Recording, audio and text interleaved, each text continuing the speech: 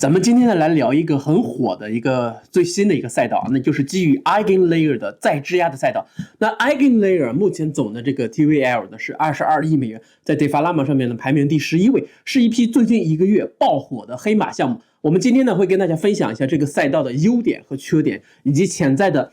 撸空头和后面上交易所巨大的机会，并且呢，这个大的机会呢，极有可能会是本轮牛市巨大的泵。那我也会顺带着呢，把整个赛道的其他的项目分享给大家。但是呢，一切金融都是有风险的，我会在视频最后呢，跟大家说一下这个赛道潜在的巨大的风险。那这个风险呢，甚至有可能会掀翻整个加密货币的市场。请大家一定要看到最后，相信一定会对你的投资和思考有所帮助。请注意，本期视频纯属个人观点分享，不构成任何投资建议。加密货币市场风险很大啊，你有可能输掉所有的本金。如果说你不熟悉这个市场，请不要轻易投资。如果你想快速入门加密货币并开始赚钱，请加入立哥会员群，链接呢在视频的下方。那咱们都知道，加密货币有一个不可能三角，那也就是去中心化、安全性以及高性能啊，这三者呢是不可兼而有之。那加密世界基础建设的所有的创新呢，都围绕这3点来展开，并且呢，至今仍然没有任何一个项目将这个定律呢所打破。在微神对以太坊的这个宏大的构想当中啊，去中心化和安全性始终牢牢把握在以太坊主的区块链上，性能层面呢，则通过这个链下的Layer 2层来解决。那诞生于2022年的 EigenLayer 呢，是美国华盛顿大学的一个师生的团队所创建。那这个项目呢，就是看准了以太坊 POW 转 POS 之后链上巨大的质押量而起来的。一句话说明白，这个项目呢，就是使用你在别的平台质押的 ETH 得到的类似于 STETH 或者是 RETH 等等的这个凭证呢，继续在 EigenLayer 上面质押得到利息。但是如果这么说的话呢，就不足以说服很多人去参与这个项目。那于是这个项目方呢就开始将这个讲大格局的故事啊，说以太坊是目前最安全的 POS 链，但是很多在以太坊链或者是其他公链上的一些项目啊，比如说这个预言机啊、DeFi 啊、DA-Layer 等等啊，也需要安全性。那这些项目可不像这个以太坊这么受欢迎啊，会受到如此巨大的这个质押节点来保证安全。所以说这个时候呢 EigenLayer 呢就应运而生了。那你们做不到的安全性，那我来做，对吧？那并且呢，我会把以太坊的这种安全性全部搬运到各个项目、小的项目或者链上，让大家来享受、来共享这个以太坊的安全啊。听起来有点像这个把以太坊当成一个巨大的城堡。那 EigenLayer 呢，就是负责把其他的项目搬运到这个以太坊的这个安全的城堡里面。那作为回报呢，那各个项目方呢要给 EigenLayer 一定的费用作为安保的这个保护费。那听起来这个逻辑还是能通的啊，但是怎么实现呢？那就是通过再质押的形式，也叫2次质押 restaking。那就是呢，大家在其他平台质押得到的各种某某的 ETH 这个代币这个 token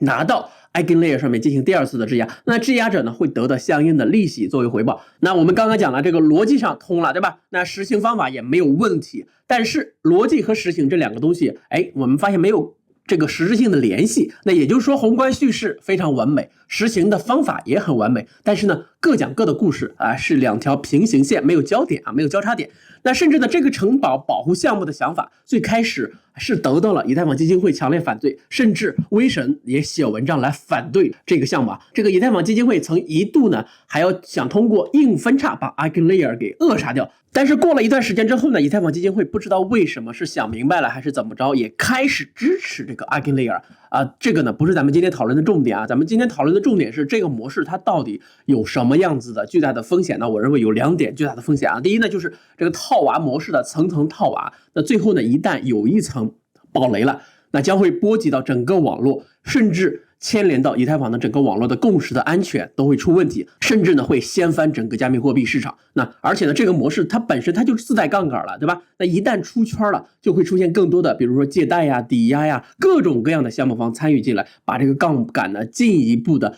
加大。但是这么做呢，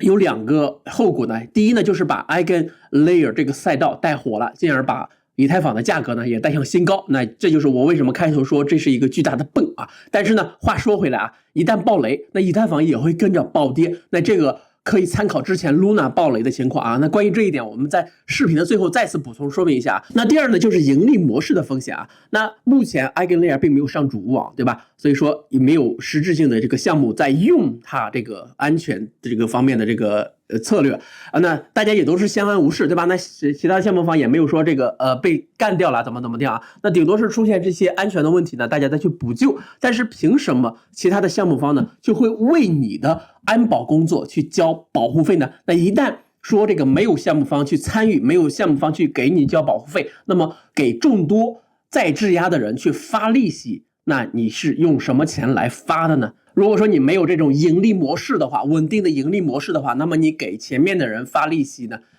就是用后面进场的人的钱去发了。那这个就很容易理解，这就是这个 P2P 的模式了，大家很熟悉啊，大家一定要记住啊。那如果说找不到利润的来源，那么你就是利润。那以上呢，我觉得我差不多把这个项目的精髓啊也都讲了出来了，大家觉得有什么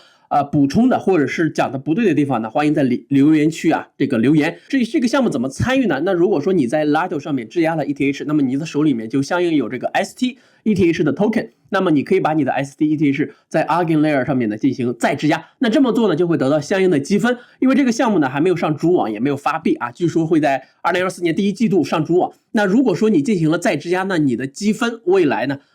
拿着积分可以领取空投。那目前呢，质押一个 ST-ETH 是每小时将得到1个积分。那有人会根据这个项目的估值情况估算了空投的这个比例，那最后得出来每个积分大概是 0.4 到 0.5 美元这个样子啊。所以说，如果说你是ETH 大户，有必要去撸一下这个羊毛，但是呢，小散户呢就不建议参与了。那毕竟这个 gas fee 也太贵了。但是